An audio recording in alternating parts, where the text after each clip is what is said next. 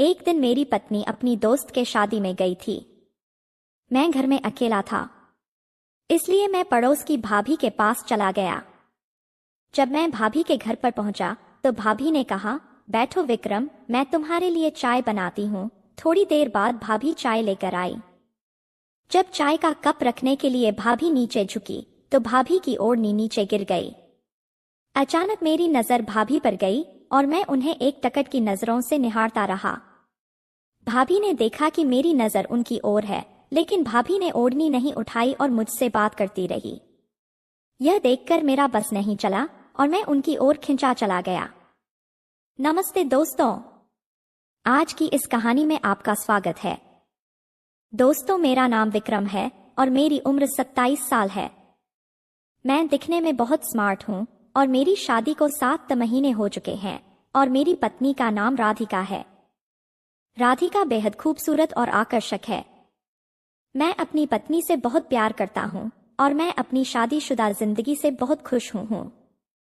मैं एक बड़ी सी कंपनी का मैनेजर हूँ और अपने काम में काफी कुशल हूँ। इस शहर में मैं कई सालों से काम कर रहा हूँ और अब मेरे पास खुद का एक बहुत बड़ा घर भी है जो मैंने अपनी मेहनत और लगान से बनाया है। हालांकि शादी से पहले मेरा स्वभाव थोड़ा अलग था। मैंने कभी किसी लड़की से बात करने में दिलचस्पी नहीं दिखाई। लड़कियों के साथ बातचीत करना मुझे बहुत अजीब लगता था और मैं इससे दूर ही रहता था। लेकिन एक अजीब बात यह थी कि मुझे शादीशुदा महिलाओं से बात करना काफी अच्छा लगता था। यह मेरी एक आदत या रुचि थी जिसे मैं खुद भी पूरी तरह नहीं समझ पाया। मेरे माता पिता गांव में रहते हैं और मेरा जब भी समय मिलता है गांव जाकर अपने माता पिता से मिलता हूँ। मेरे माता पिता मेरी जिंदगी का एक अहम हिस्सा है और मैं अपने माता पिता का बहुत इज्जत करता हूँ। मेरी शादी के बाद मेरी जिंदगी में काफी बदलाव आया है। राधिका के साथ मेरी जिंदगी और भी खूबसूरत हो गई है और मैं अपनी शादीशुदा जिंदगी का भरपूर आनंद ले रहा हूँ। मेरे घर के पास एक और घर था जिसमें एक विधवा भाभी अपने सास ससुर के साथ रहती थी। भाभी अपनी सुंदरता और आकर्षण के लिए पूरे मोहल्ले में मशहूर थी। भाभी की उम्र लगभग 32 साल की होगी, लेकिन भाभी की खूबसूरती और व्यक्तित्व ऐसा था कि कोई भी पुरुष उन पर फिदा हो जाता था। भाभी बहुत सजीव और आत्मविश्वास से भरी हुई महिला थी। भाभी के चेहरे पर हमेशा एक हल्की सी मुस्कान रहती थी जो उन्हें और भी आकर्षक बनाती थी। क्योंकि भाभी हमारे घर के पास रहती थी, भाभी से मुलाकात होना स्वाभाविक था। धीरे धीरे हमारी बातचीत बढ़ने लगी।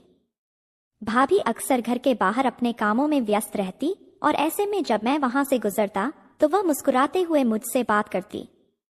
यही बात हमारी दोस्ती का आधार बनी। हमारी बातचीत के सिलसिले में मैंने महसूस किया कि भाभी के अंदर एक खास गर्मजोशी और अपनापन है।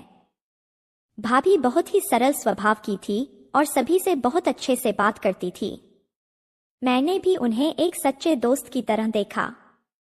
उनके साथ बातचीत करना मुझे बहुत अच्छा लगता था, क्योंकि भाभी की बातों में न सिर्फ दोस्ती थी बल्कि एक गहरी समझदारी भी झलकती थी।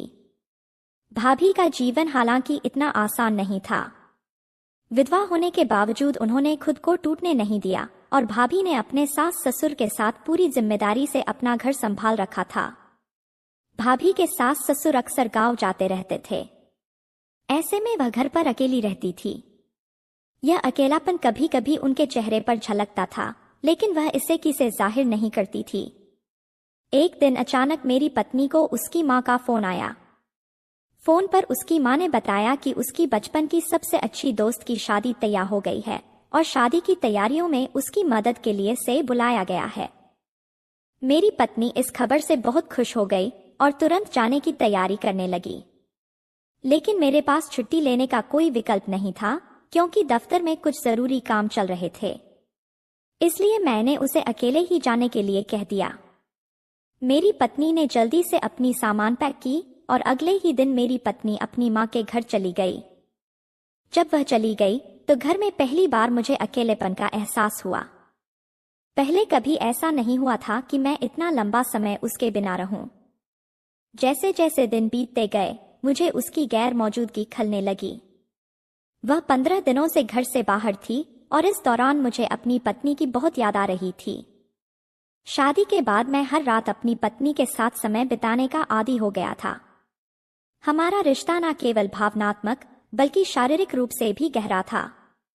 उसकी उपस्थिति मेरे जीवन का एक अहम हिस्सा बन गई थी, और अब जब मेरी पत्नी मेरे साथ नहीं थी तो मुझे खाली और अकेलेपन का सामना करना पड़ रहा था।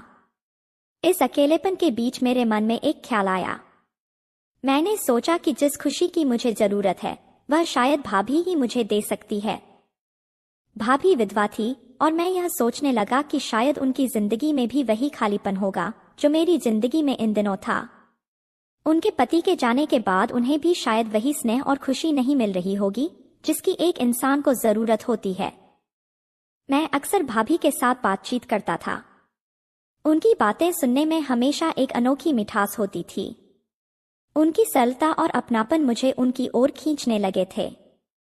जब भी मैं भाभी से मिलता हमारे बीच हंसी मजाक और हल्की फुल्की बातें होती जो मेरे अकेलेपन को कम कर देती थी। धीरे धीरे यह रिश्ता दोस्ती से बढ़कर एक अनजाने आकर्षण की ओर बढ़ने लगा था।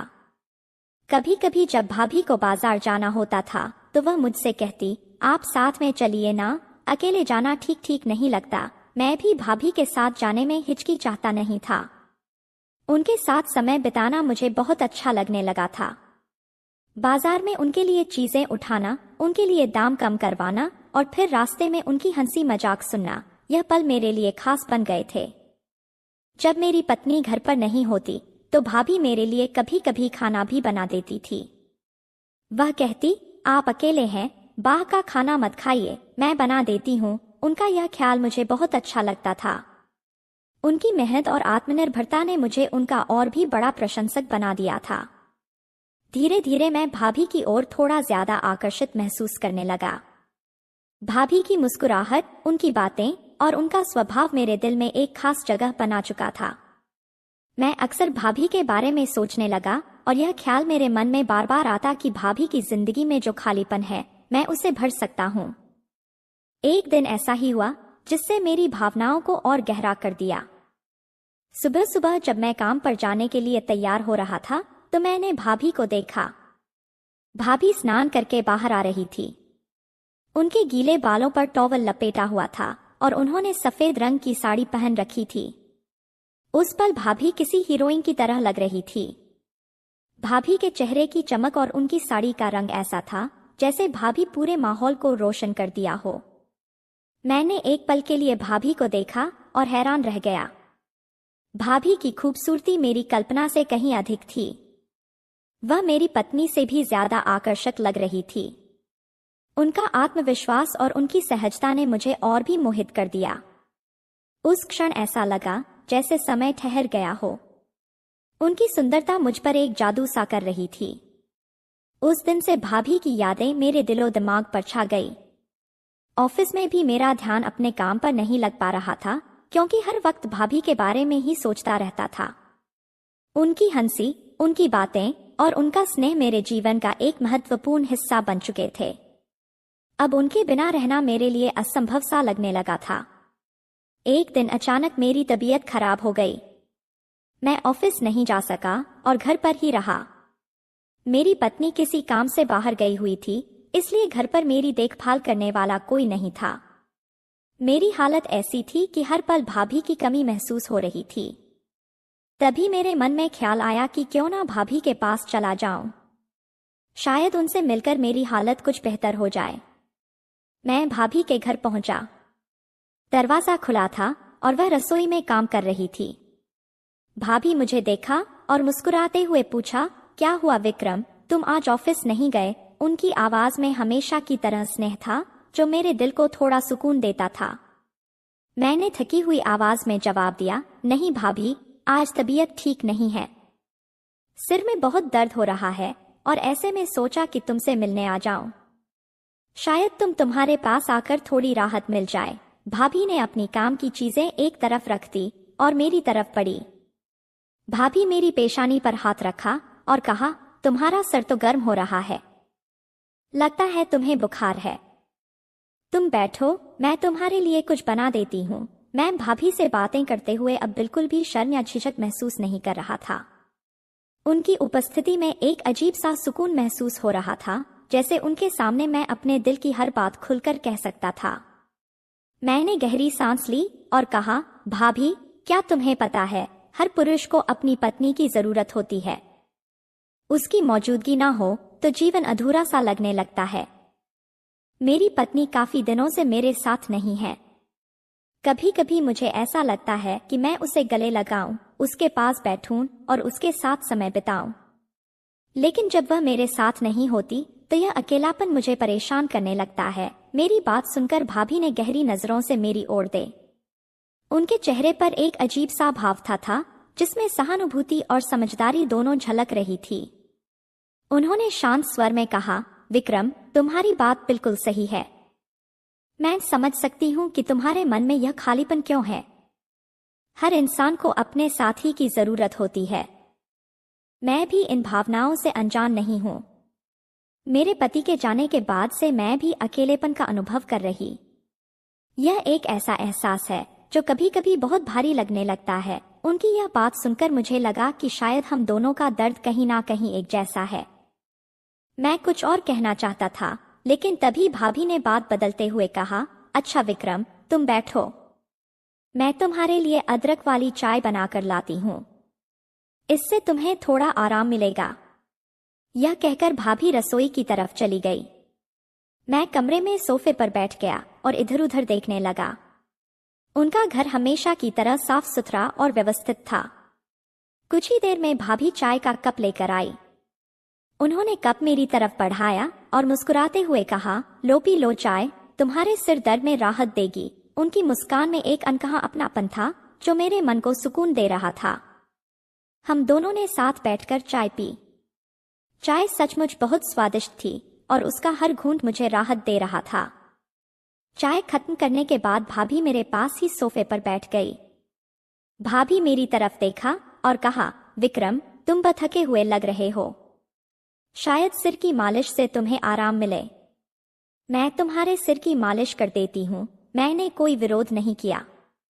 भाभी ने बड़े प्यार से मेरे सिर पर अपने हाथ रखे और धीरे धीरे मालिश करना शुरू कर दिया। भाभी के हाथों का स्पर्श बेहद शांत और आरामदायक था। ऐसा लग रहा था जैसे भाभी की हर हरकत मेरे सिर के दर्द को कम कर रही हो। भाभी के उस स्पर्श से मेरे अंदर कुछ अलग ही महसूस हो रहा था। मुझे पता था कि भाभी की भी इच्छाएं जागृत हो रही हैं, लेकिन जब तक वह कुछ नहीं कहती मैं कुछ नहीं कर सकता था। भाभी ने थोड़ी देर मालिश करने के बाद जब भाभी चाय का कप लेने के लिए झुकी तो उनकी ओढ़नी सरक गई और अचानक मेरी नजर भाभी पर चली गई। मैंने एक टकट की नजरों से भाभी को देखते ही रह गया। भाभी ने देखा कि मेरी नजर उन पर है, लेकिन फिर भी उन्होंने ओढ़नी को सही नहीं किया और मुझसे बात करती रही। यह देखकर मैं खुद को रोक नहीं सका, इसलिए मैंने बिना सोचे समझे भाभी को गले लगाया और उन्हें अपने कमरे में ले गया। कमरे में पहुंचते ही भाभी ने लाइट बंद कर दी और मुझे भी जोर से गले लगा लिया। फिर हम एक दूसरे के करीब आ गए। उस रात हमने एक दूसरे के साथ समय बिताया।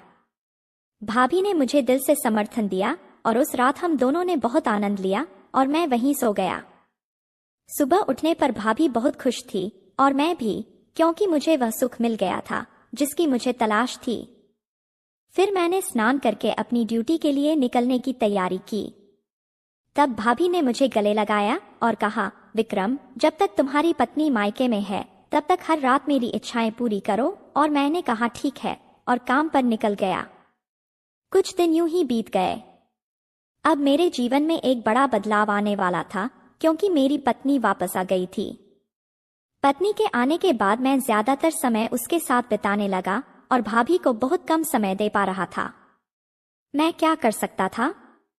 पत्नी के आने के बाद मैं भाभी के पास नहीं जा सकता था और मुझे भाभी की बहुत चिंता होती थी।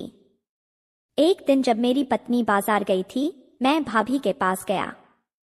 भाभी ने कहा, विक्रम, तुम बहुत बदल गए हो। तुम्हें मेरी याद नहीं आती क्या? तुम्हारी पत्नी के वापस आने के बाद तुमने मुझे एक बार भी खुशी नहीं दी। मैंने कहा, ऐसा कुछ नहीं है भाभी, लेकिन मेरी पत्नी मुझ पर थोड़ा शक करने लगी। वह मुझे अपने पास आने नहीं देती। तभी अचानक भाभी ने मुझे जोर से गले लगा लिया और अपने कमरे में ले गई। फिर हमने 2-3 घंटे तक बातें की। अब मैं थक चुका था, लेकिन भाभी मुझे छोड़ने के लिए तैयार नहीं थी, क्योंकि फिर से मेरे लिए भाभी से मिलना संभव नहीं था। इसलिए भाभी ने मुझे फिर से जोर से गले लगाया और यह हमारी आखिरी मुलाकात थी। मैंने किसी तरह भाभी को मुझसे दूर किया और कहा, भाभी चिंता मत करो, जब भी मौका मिलेगा मैं तुम्हारे पास आता रहूंगा। फिर मैं अपने घर की ओर निकल गया। कुछ दिन इसी तरह बीत गए। एक रात मैं खिड़की से भाभी को इशारे करने लगा, लेकिन तभी मेरी पत्नी ने यह सब देख लिया। उसकी आंखों में आंसू आ गए और वह जोर जोर से रोने लगी। मैंने उसे रोका और समझाने की कोशिश की कि वह सब महज एक गलती थी, लेकिन वह सुनने के मूड में नहीं थी। उसने मुझसे कहा, मैं अपने घर में अपनी दोस्त की शादी में व्यस्त थी और इस दौरान तुम मुझे धोखा दे रहे थे। तुम्हें इस बात की शर्म नहीं आती? अपनी इच्छा का पालन करने के लिए तुमने मुझे धोखा दिया। इतना समय मैं तुमसे दूर रह सकती थी, तो तुम क्यों नहीं कर सकते? तुमने कभी एक बार भी मेरे बारे में नहीं सोचा। तुम इतने स्वार्थी कैसे हो सकते हो कि तुम अपनी खुशी के लिए मेरा दिल दुखा रहे हो? फिर मेरी पत्नी ने मुझसे कहा, अगर तुम्हारे दिल में अब भी उस भाभी के लिए प्यार है तो मुझे सच्चाई बताओ। मैं अभी तुरंत इस घर को छोड़ दूंगी और तुम्हें तलाक दे दूंगी। मैं अपने जीवन में कभी भी वापस नहीं आऊंगी। एक महिला अपने पति के लिए सब कुछ सहन कर सकती है, लेकिन अपने पति की जिंदगी में किसी और का होना वह कभी नहीं सहन कर सकती। मेरी पत्नी की बातें सुनकर मुझे समझ में आया कि मैंने क्या गलती की है। वह गहरे दुख में थी और मैंने उसे इस स्थिति में लाने के लिए जिम्मेदार महसूस किया। उस रात की बातें हमेशा मेरे मन में रहेंगी, क्योंकि उसने मुझे यह सिखाया कि किसी भी क्षणिक आनंद के लिए अपने परिवार को चोट नहीं पहुंचाना चाहिए। उसकी बातें सुनकर मैं चुप हो गया। मुझे एहसास हुआ कि रिश्ते की सच्चाई और भावनाओं का सम्मान करना कितना महत्वपूर्ण है। मैंने ठान लिया कि मैं अपनी पत्नी का दिल जीने के लिए कोशिश करूंगा और उसे कभी दुख नहीं पहुंचाऊंगा। मैंने अपने पैंटी से माफी मांगी और कहा कि ऐसा फिर कभी नहीं होगा। तुम मुझे छोड़कर कहीं मत जाना। मैं सिर्फ तुम्हारा हूं और तुम मेरे लिए सब कुछ हो। मैं तुम्हारे बिना जी नहीं सकता। उस दिन के बाद मैंने कभी भी भाभी के पास नहीं गया। मैंने अपनी पत्नी को सब कुछ बताया और उससे माफी मांगी। उसने भी बड़े दिल से मुझे माफ कर दिया। अब मैं अपनी पत्नी के साथ खुशी से जीने लगा। दोस्तों, क्षणिक सुख के लिए कभी भी अपनी पत्नी को धोखा मत दो, क्योंकि आपका परिवार ही आपकी जिंदगी है। तो दोस्तों, आपको यह कहानी कैसी लगी? कमेंट करके जरूर बताएं। अगर आपको यह कहानी पसंद आई हो तो इसे लाइक करें और अपने दोस्तों के साथ शेयर करें।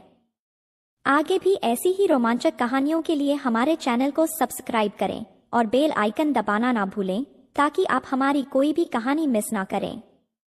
धन्यवाद।